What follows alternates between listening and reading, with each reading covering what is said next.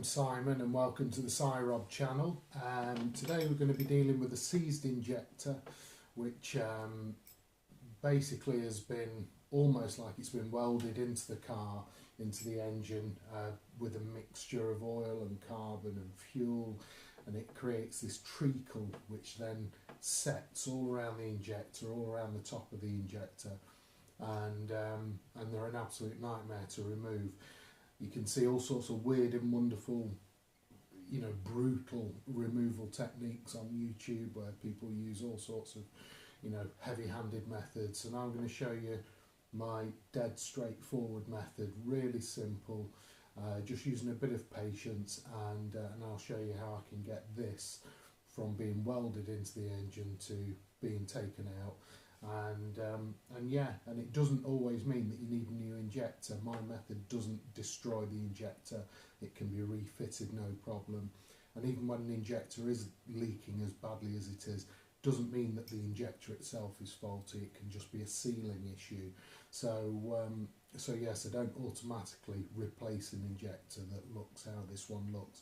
This one's gone back on the car and works absolutely fine. So we'll join the action when I've just started spraying the rock hard carbon just to try and soften it up, and we'll take it from there.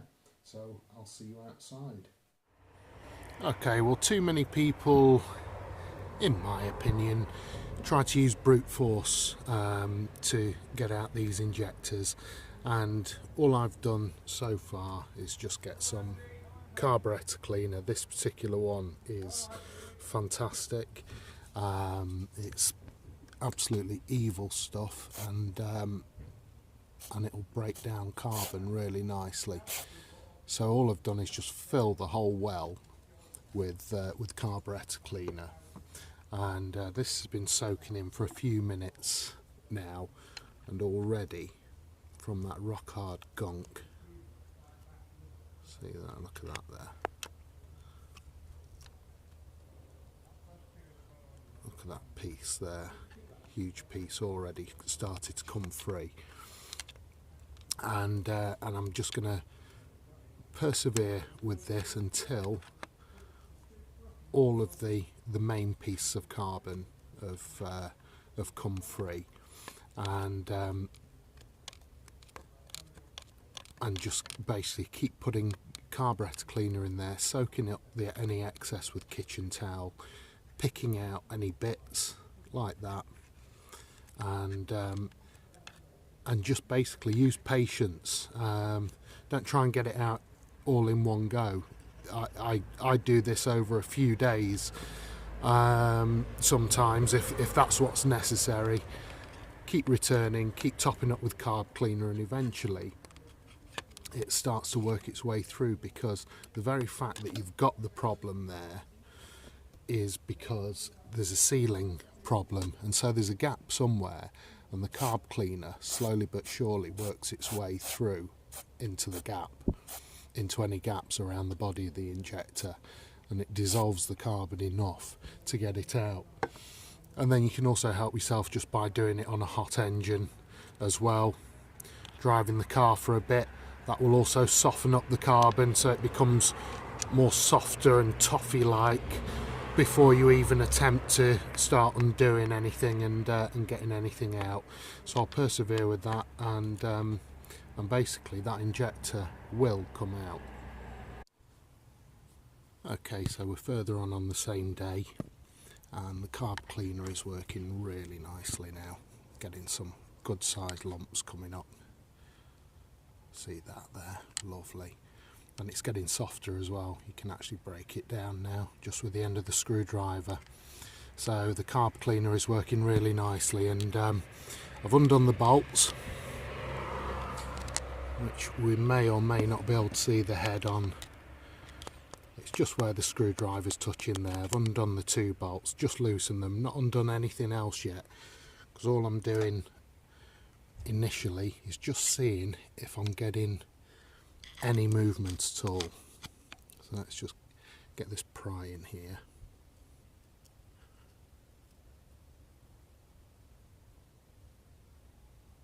and it is. It's just starting to move ever so slightly, and that's enough. That's enough to give you encouragement to know that if you get in movement, then some sort of seal is breaking. When an injector's in solid, you can't get any movement at all on it. So like that one, that ain't budging at all. Whereas this one, we're getting slight side-to-side movement. So progress is being made, and if you look at the level of the carb cleaner there, it is going down. Now part of that will be evaporation, but it's also meaning that it is making its way through and slowly but surely starting to dissolve all the crap around the injector. So I'll just persevere with that, and then once I start getting some proper movement on this, then I'll undo everything else and remove the injector.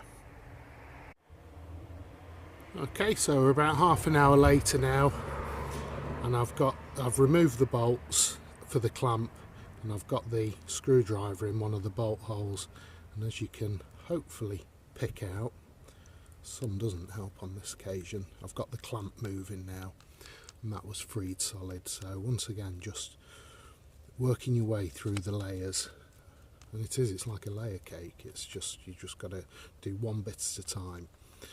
So so the clamp is moving and lifting now. Okay, so what that means now, I've got basically that moving. So the main seal now is this upper collar, which will be sat in the cylinder head, and the fact that the clamp's moving means that carb cleaner has got between there, and we just need to keep it going. Obviously it's supposed to be a tight seal, that's the design of it, but I'm just going to keep it going until the carb cleaner gets all the way through there, and then it'll start working its way through the body of the injector. So still a little way to go, but we're all still on the same day. No swearing, no cursing, just carb cleaner, screwdrivers, patience, and we're getting there. So yeah, and we'll come back on the next bit. Right, so now it's time for the fun part. This is all the stuff that I've taken from around the injector here.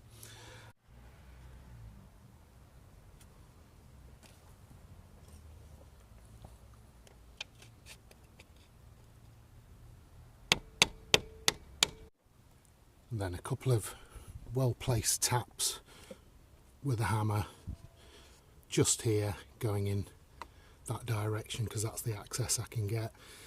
And as you can see now from the top of the injector, see how it's now gone over that way, whereas all the others are still pointing ahead. So we've got that twist action going on now, which means that the seal on either the main body of the injector or down at the bottom, something's starting to give in a really positive way now. So I'm going to persevere with that. If I can get the angle to hit it back the other way and just kind of keep going forwards and backwards, and hopefully we'll be getting there. I might need to take this off just to get the better angle. I'll see how I go. And as I've done it one way, I'm now levering back the other. See the injector moving back again, and then I'll hammer it the other way again. And now instead of hammering, I can just use leverage either side, forwards and backwards, and something is going to give at some point. And then with a little more persistence, you get to the stage where you can actually turn the injector by hand. So we know that we're nearly there, and I think what's sticking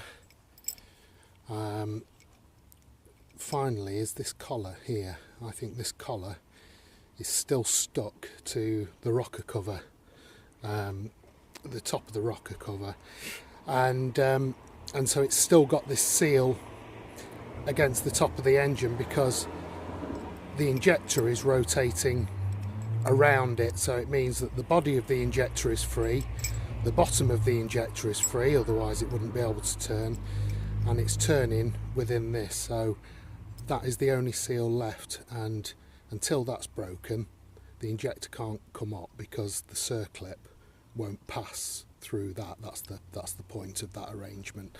So so it'll just be a little bit more perseverance. I'll probably leave this to soak overnight now. I think, you know, the worst of it's done, and hopefully some of the carb cleaner will work its way into that gap there and just finish off and allow me to lever out the injector. Okay, so we're now on day 2, and this is the fun part now.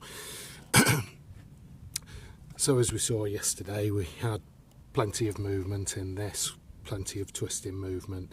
So all I've done now is I've connected everything back up, high pressure pipe, all the leak lines, everything like that, electrical connector, and all I've done is just loosen the clamping bolts ever so slightly, maybe half turn, 1 full turn, something like that. And basically I'm going to turn on the engine. It's going to have a terrible seal there. It's going to, and hopefully the upward pressure will do that last bit of releasing of the injector, and then it should pull out. I can't recommend that you do this, all right, because, you know, it's not the perfect way. But if you're going to use a puller, you know, now's the time to use the puller. Once you've got that twisting movement, never use the puller until you got the twisting movement, because the puller, well, it's highly unlikely to work. So so I'm going to start the engine. It's going to run terribly. It'll be leaking diesel, and then we'll try and take the injector out.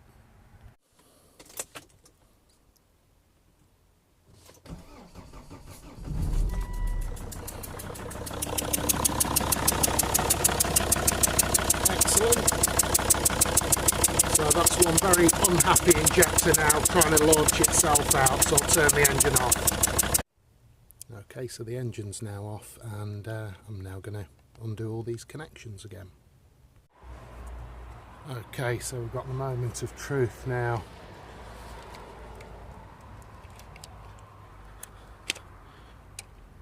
Here it comes.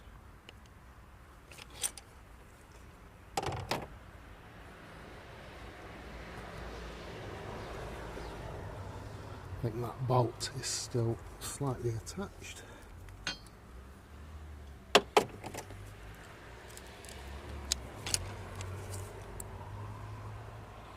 Excellent. And that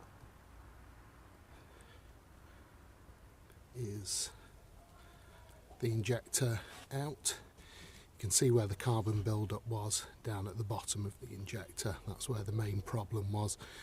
The rest of the body is actually relatively clean, and you can just see a bit of that carbon at the bottom of the ring. It's finely separating just there. And then as for the mess that's left, well, that'll just need a damn good cleaning there, all around, all the bolt holes and everything, and it'll be back to new. And so that's how, just using patience and leverage and carb cleaner, bit of heat, bit of pressure from the engine, that's how you remove a seized injector, and without sending yourself crazy. And I hope you find that useful. Thanks for watching.